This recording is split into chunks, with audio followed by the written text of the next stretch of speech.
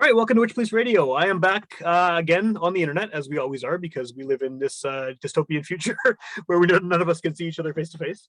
And I'm here with a returning guest. I think this would be your third appearance on the show in maybe 4 years, 5 years or so. And I have a lot of things I want to talk to you about because it's been a while, and I'm always happy to see you and have you on the podcast. But to start this off, if you want to just introduce yourself and give a bit of background about what it is that you do for people who might not be familiar with your project. Good afternoon. My name is Chris Friesen, and I perform music under the name of FreakingSnap, where I take this little yellow machine that makes sounds, and I make sounds with it. It's a pretty good way of explaining it. And I mean, before we get into anything that's going on now, I mean, you've been doing this for a long time. I know we've always kind of had like a joking competition of who will reach which episode number or album number first, but I think you're ahead of me now by quite a bit, right? I'm I can't remember exactly what number I'm at in terms of released, but I'm at 798. Wow. For what's recorded and named. Okay. So correct me if I'm wrong, but did you have eventually, at some point you had an endpoint for this, right? You had like a goal you were trying to hit in terms of how much music you were going to be releasing. Is that still out there, that goal? The goal is still there because at this point I haven't hit it, but we'll see. It's honestly one of those things where it's really going to depend on how I feel when I actually hit that goal. Yeah. Like the goal is to fill up entirely one of those old school 160 gig iPods, like the iPod Classic, fill that sucker up completely. That's the goal. Do you think you can stop though? Like, what, assuming you hit that goal, are you not going to be just compelled to keep making this stuff? I mean, you've been doing it for how many years now? I think in March it'll be 7 years, maybe six, either 6 or 7 years. But yeah, like I didn't think I was actually going to hit the goal at all, and now it looks like it's actually an achievable thing. Yeah. So who knows? Does that change the plans though? Now that you actually, this goal that probably seemed at one point like way too far off to even contemplate is now like, potentially a reality. Does that change your outlook on this whole idea in the first place? Not really, because I essentially actually only came up with the goal about halfway through of what's already been done. Like to kind of contemplate. There's a finite thing. Yeah. As opposed to, this is just a thing that just goes on for whenever.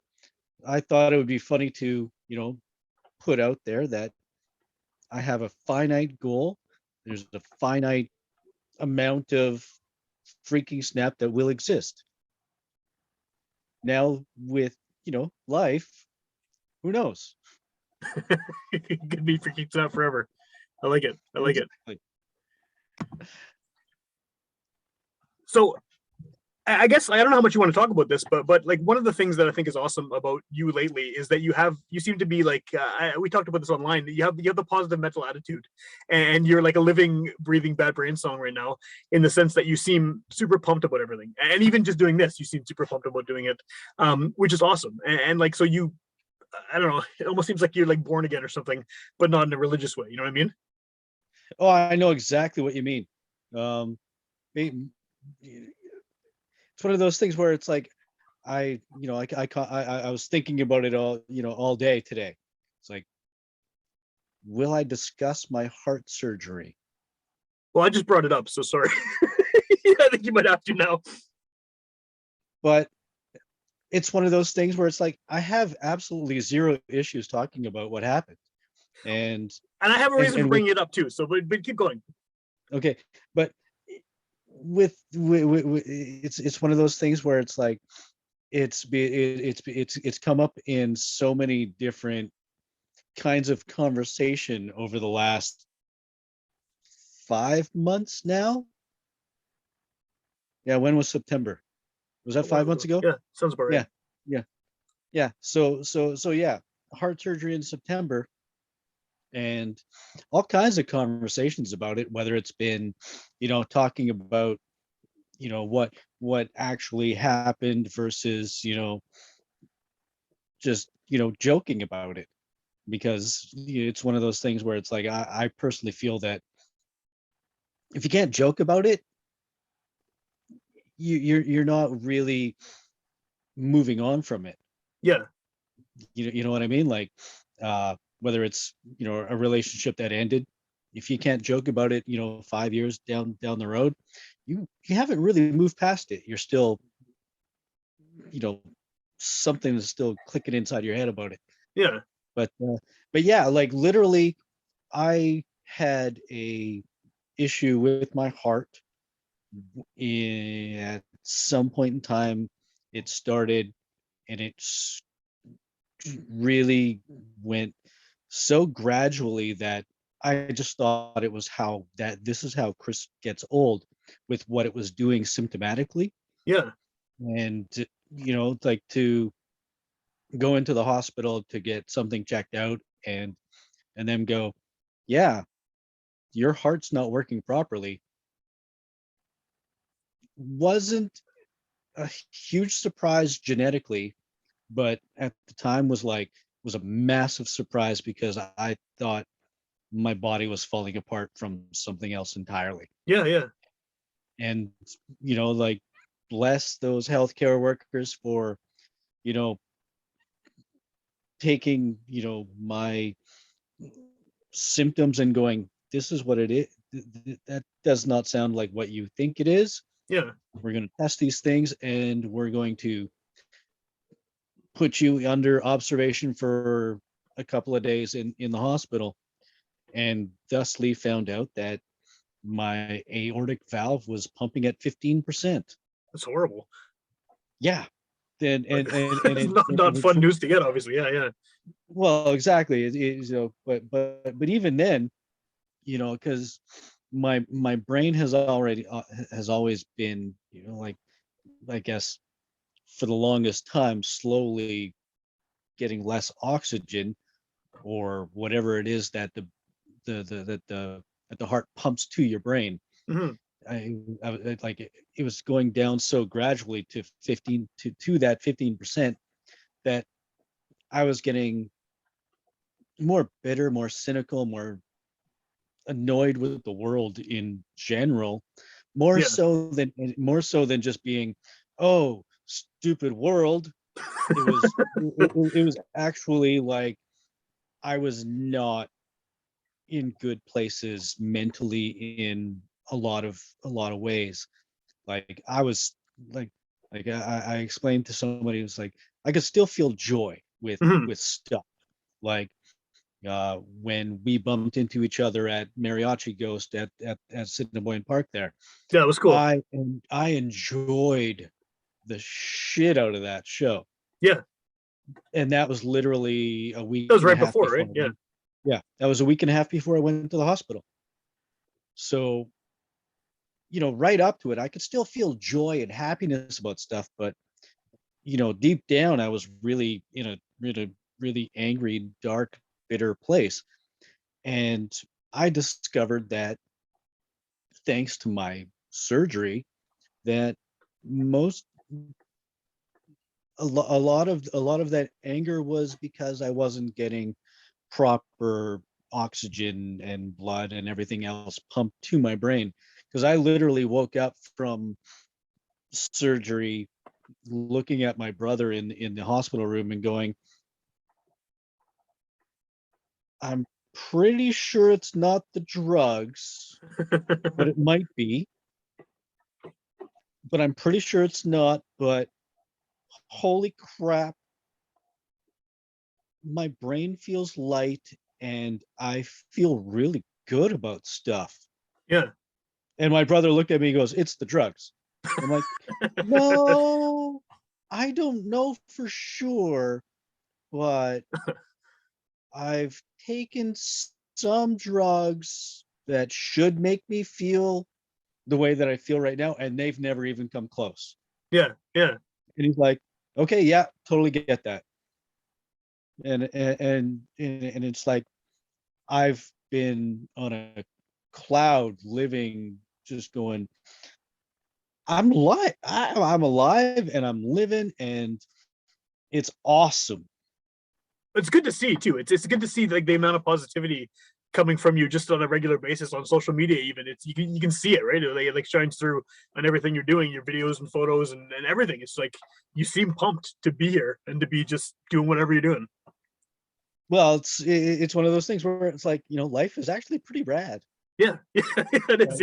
Like, like there's a lot of really, really fucking cool things about life. Yeah, There's a lot of shitty things out there going on in life, but there's a lot of really fucking cool stuff. And it, it's pretty fucking awesome to feel really good about that. yeah, Like it's hard to describe how much everything has changed. yeah. Well, and Like I mean, is the mustache part of this too? Is that like the happy man mustache? Now that you, because you seem like oh, you're stuck to that since the surgery, right?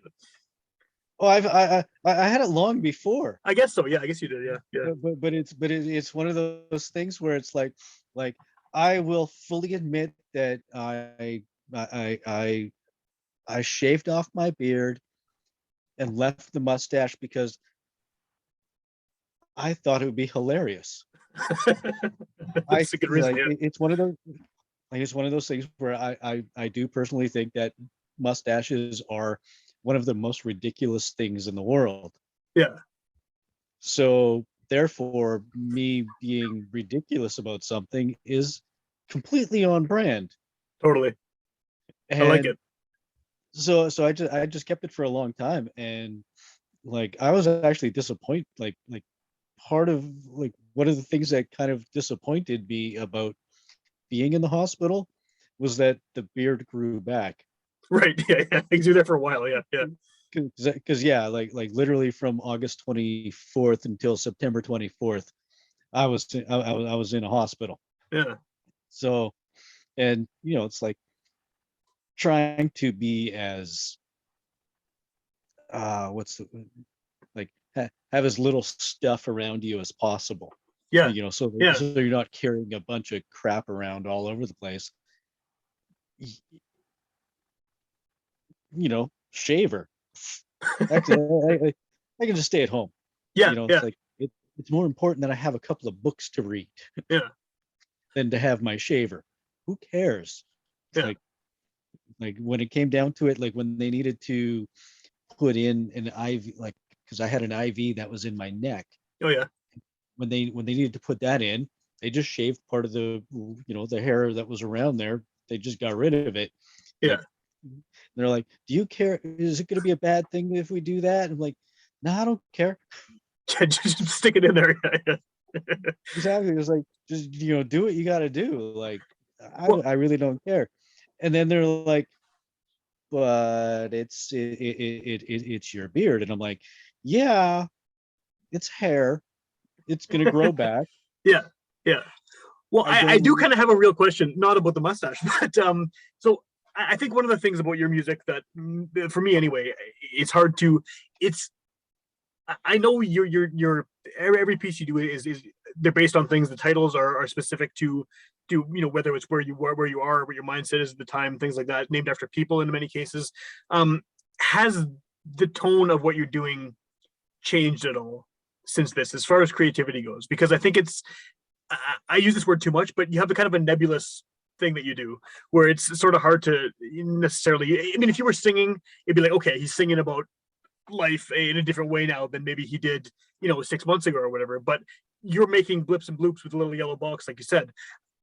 Has that, like, have you noticed a difference as far as what you're creating since you've sort of had a change of mindset? Um, I've it's sort of difficult to really say. Like I find that I'm not recording as much Okay, that was as my I next was question, actually. Yeah, yeah, as I was before, but I'm still recording a lot. Yeah. Um, but it's I think part of that's just, the going out and living and doing stuff. Yeah. Like, like be, before I actually felt like going out and doing stuff. Instead of that, I just sat down on the floor and just recorded.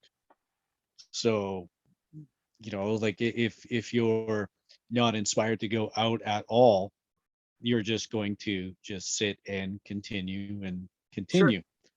Uh, Whereas now it's like I'm actually going out and doing stuff, so I'm not recording as much. But I do, I, I have had a couple of friends say things like, "Have you gotten something new Okay. that you're recording with?" And I'm like, "No, why?" And they're like, "Because it sounds a little different." And I'm like, I'm kind of grasping at straws to figuring out exactly what's different about it. Yeah. But apparently, to a couple other people, it does sound legitimately different than it did before. Okay. Like that I was actually using a brand new piece of gear, whereas I'm still using the same yellow box with the same other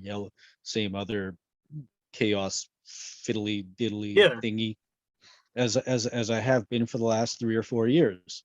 For the And last 600 or 700 and albums. then exactly. So there is, like, I'm I, I don't know, like, it's nebulous. Yeah. Like I really that's the like that best. word. I do use it too much, but I like it a lot. Yeah. If you use it too much, then I say fuck too much. It's probably true. It's probably true.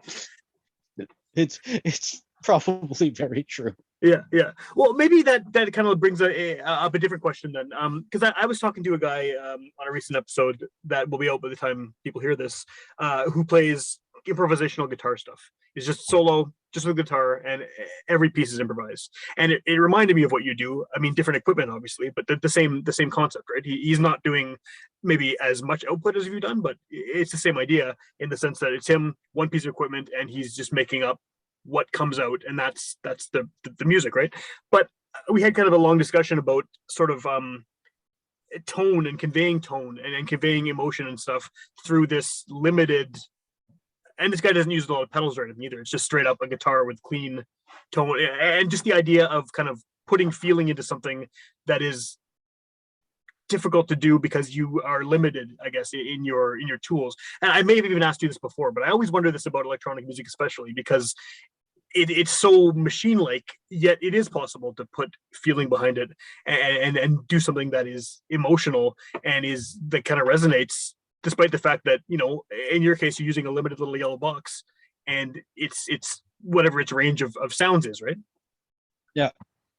No, it's eh, uh, you have asked the question about like the emotional sound of something before, and it's I consider it, to be in the same way as, like, yes, a guitar is a acoustic instrument, but it's still a machine.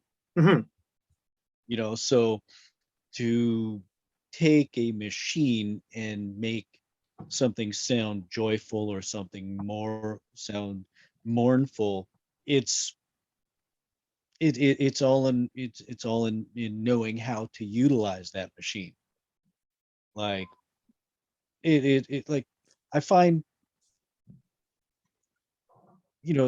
talking about, like, technical musical theory in terms of actual theory and actual theories of improvisation, Mm-hmm. uh, for me, are completely lost, because I just throw everything out the kitchen sink and just press buttons, as it were.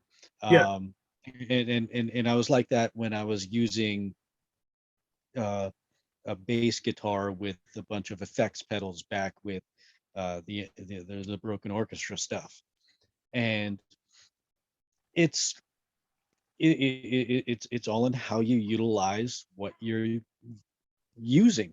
Mhm. And and and, and I just heard in my brain, right now, a friend on Twitter going, "Utilize, fuck that word, it's awful."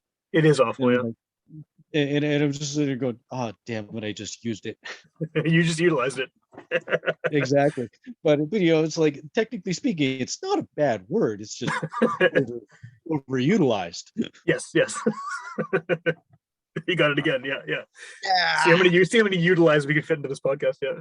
exactly. But no, it's like it's like, you can make, like you just look at a piano. You can make that piano sound absolutely joyful and like a 3 or 4 year old that just got a shit ton of candy Yep. plopped right in front of their face. And they're like, "Oh my God, this is the greatest day ever." Versus sounding like the worst sounding, sad, pathetic, whatever, Mhm. because the world has gone to shit.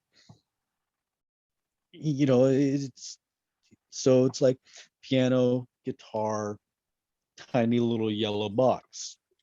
It's how you use them as opposed to what they are.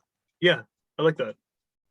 I like that because I mean, yeah, there's nothing that really distinguishes your yellow box from one of those instruments because it's still emitting sound, right? And you're still doing something to manipulate it to make those sounds. So yeah, it's maybe not as traditionally recognized as those other instruments are in terms of having the capacity for sounding sad or happy or angry or whatever. But yeah, you're right. It's just another machine that you're pressing buttons on and it, sound comes out.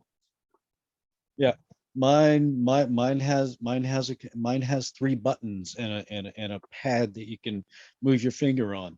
A guitar has, between, well, however many strings you want to have on it, Yeah, based on what kind of guitar it is, where it's either 6 string or a 12 string.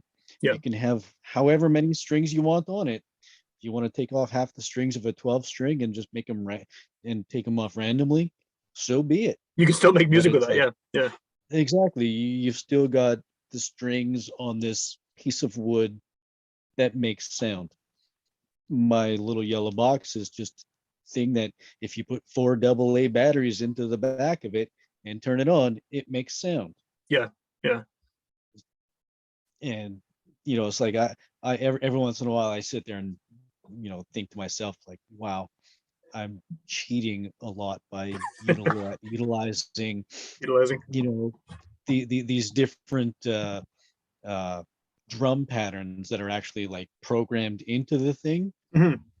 Like, I try to just chop the shit out of those things before anybody can recognize what it is, because there's only 10 of them. And if if you're familiar with any Korg Chaos products, You've heard these them. Yeah, pre-programmed things because they've all got them.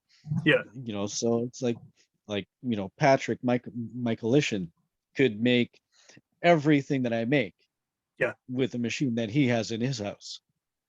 But the cool It's thing is that he just, doesn't. He does something completely different with exactly, it, which is it's like, awesome. But yeah, it's like, it's the same thing with Chris Mama Bauer. Like, yeah. some of his stuff is made with an extremely similar machine. So it's like, ah, it's pretty cool. It is cool. I mean, you keep making these records, and you've had one of the things that's come up repeatedly over and over again to the point where I'm sick of talking about it the past 2 years is just the idea of this shitstorm we're all in with the pandemic and people trying to be creative during this thing. And you have the advantage of it's just you and the little yellow box. So I'm assuming you haven't fallen into some of the same struggles that other artists have because you're not necessarily meeting other people to record with. You don't have to jam with anybody. You can record on your own time in your own comfort of your home or wherever you are. Like, has there been any kind of aside from the obvious with your situation medically you've been through, but has there been any change as far as like your output during this time, or has it been business as usual for Freaking Snap? Well, the thing is really funny because at the start of the first lockdown, like way back at the start, Yeah. I put out one thing a day. Yeah. Yeah. Until until that first quote unquote reopening. And I can't remember exactly how many things that was, but it was one of those things where it's like, yep, this is what I'm going to entertain myself with during the lockdown. Right, because no one knew how long it was going to be. Exactly. It was like, and I had like, because I was constantly recording and everything else, I had a huge backlog of things that it was like, it was super simple. Yeah. And like the fun, like one of the, going back to my situation, one of the things that I found funny was I could have released something like, I think it was 3 things a week while I was in the hospital. Yeah. And I still would not have run out of my backlog of stuff. Yeah, that's crazy. That's a lot of backlog. And it's just like, it's like I find it just as ridiculous as everybody else does, but it's just, it's what I do. Yeah. Yeah. One, and You you don't seem to have any sign of stopping, which is cool. I mean, I know it's been a while probably since you played any kind of a show. Do you think that you'll be doing shows at some point in the future? I mean, does whatever the new world is going to look like as far as how venues happen and performances happen, do you think you'll be getting out there much, or do you think it'll be more sort of basement shows and weird little things like that?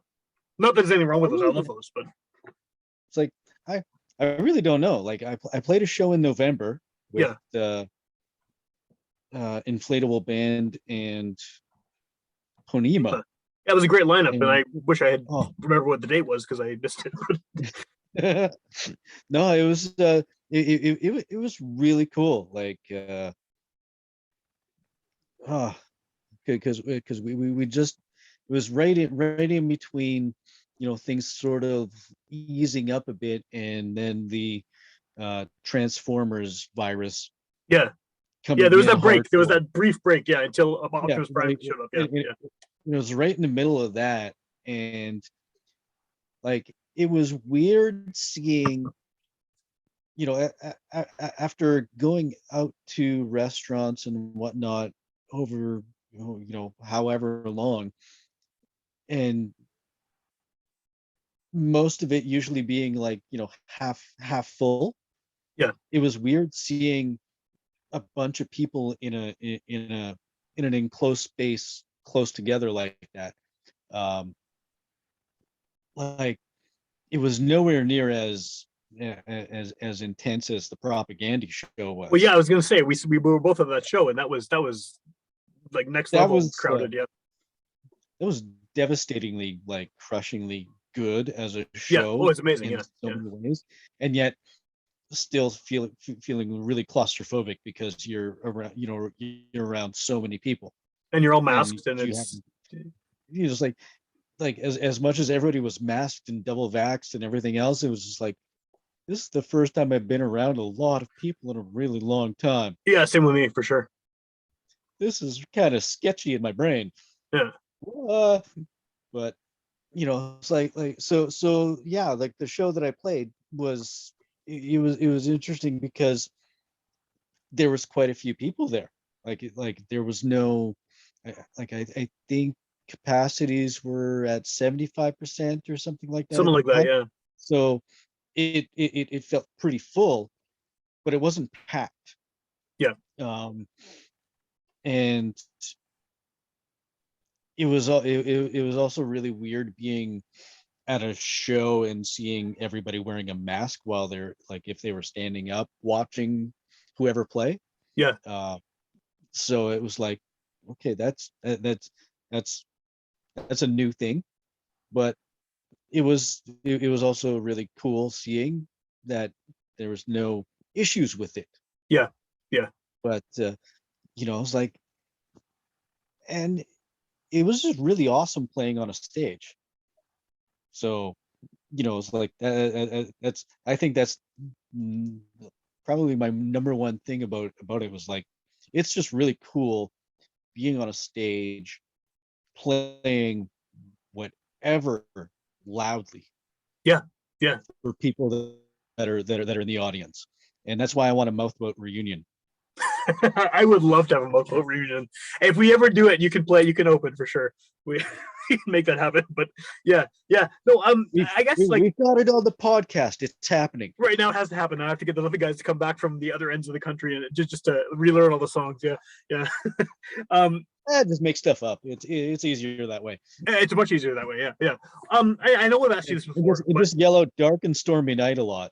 yeah, that happens a lot. Yeah, yeah. That's that I remember the words for that one, but the music part is hard. But no, I'm sure I've asked you this before, but I mean, for someone who's hearing this and has never heard you engage with your music in any way before, never seen you play live, they've never heard any of the hundreds of recordings.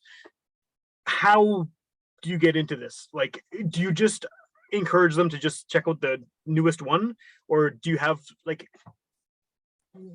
it's so vast catalog that it's daunting. I mean, even as someone who has once bought one of your records on Bandcamp, I get emails every time you release something new, and it's daunting just looking at all the emails because I know I haven't come anywhere near catching up to like I can't I physically can't catch up to all this output you're doing. So I mean, someone who's never heard you before and wants to check it out, what do they do? Like, is it seems like it would be terrifying to approach that catalog. Well, there is that, but like personally, I think that if you listen to any of the live performances, Yeah, whether they're at CFR or Handsome Daughter or at my friend Mike's cottage, because I like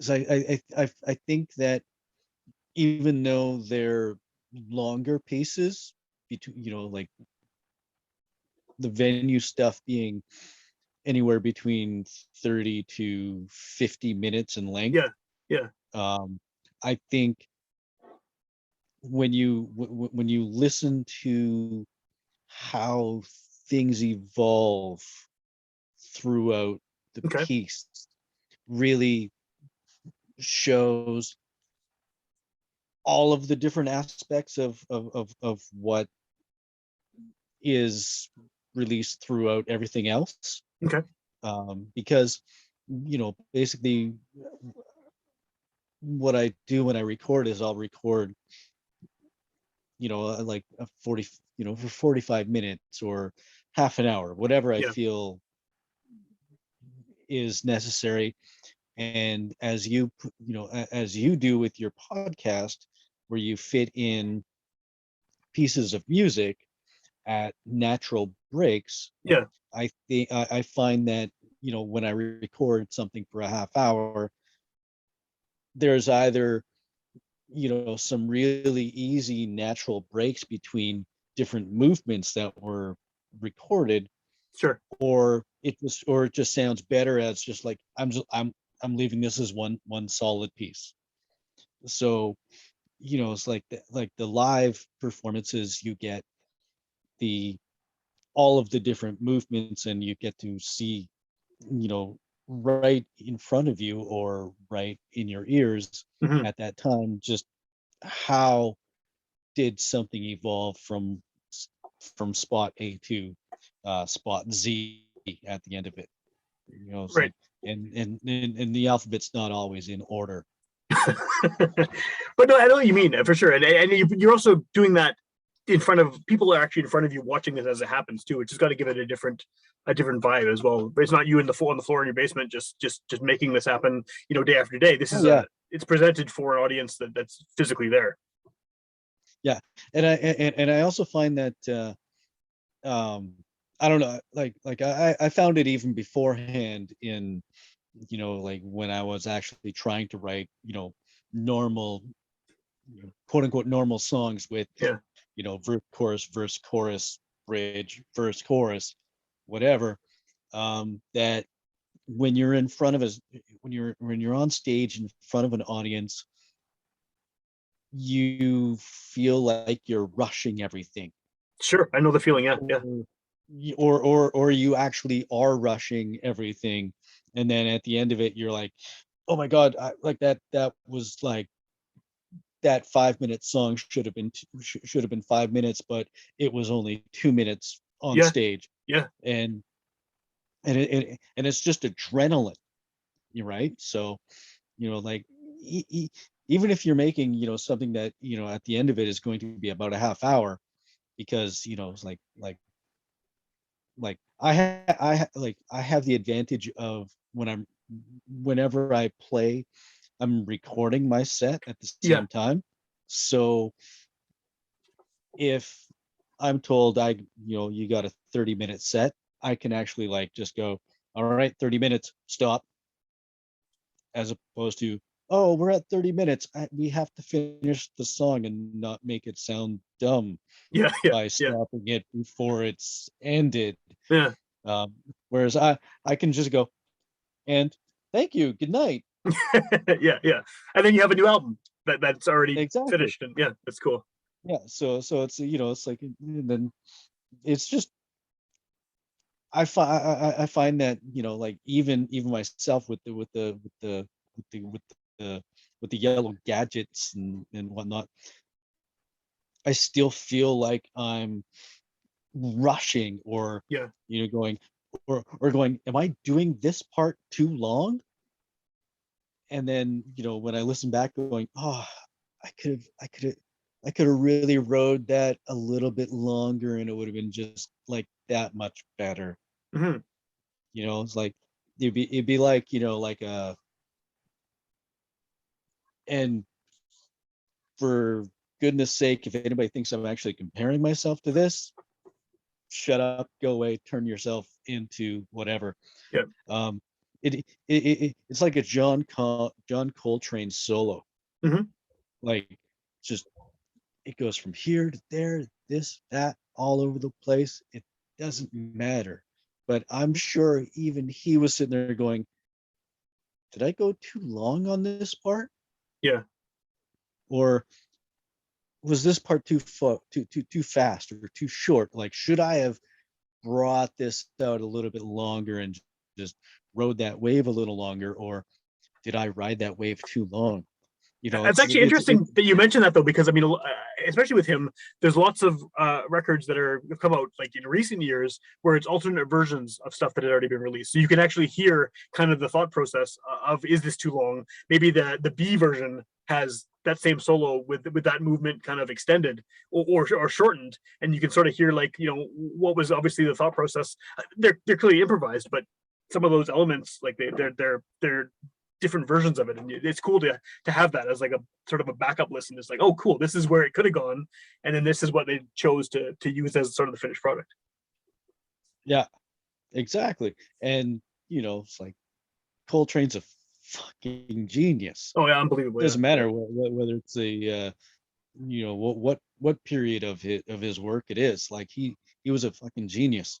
It's just, like myself personally, I really like the stuff that it's just like, what? Yeah, me too.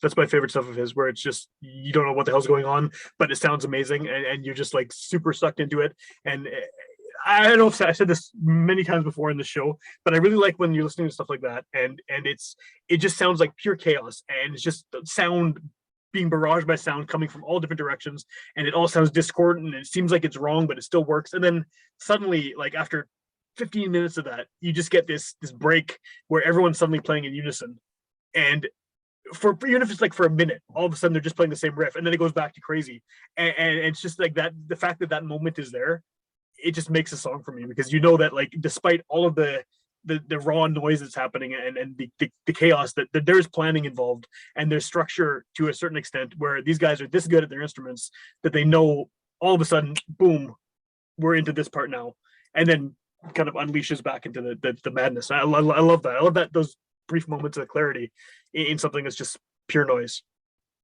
Yeah. Well, I was like, I was talking to a coworker just on Monday about one of my favorite music listening experiences of all time, and it was one of those things where it's like he looked at me just like, what? That's really? And it was basically, I can't remember exactly who the bands were that were playing the at the exact point in time, but I was at uh, Edge Fest at the old Assiniboia Downs, Okay. and there was the main stage act that you could listen to, and you could in a one specific spot in where we were standing, we could hear the main stage, we could hear the second stage Cool. setting up, like doing their sound check, Yeah. and you could hear from the rafters the echoes from both. So you're literally being surrounded by all of the sound. And it was just like, I just remember just standing there in that spot, just like reveling in all these different sounds coming around my brain. And for all I know, it could have been because I know Creed played at that particular art fest. Yeah. So did the Tea Party, and so did the Foo Fighters and Green Day and Yeah. a bunch of other bands that played. But it was just like that, like it could have been, like it literally could have been like three bands or like two bands that I absolutely detested, For sure. but based on how there's on how the two sounds were coming together with the echoes from the rafters, it was just like, oh, this is awesome, nice. And it's just like it's all about, like just listening to sound. It's like enjoy, like going out for a walk and listening to all the different sounds of nature around you if you're going on a nature walk. Yeah.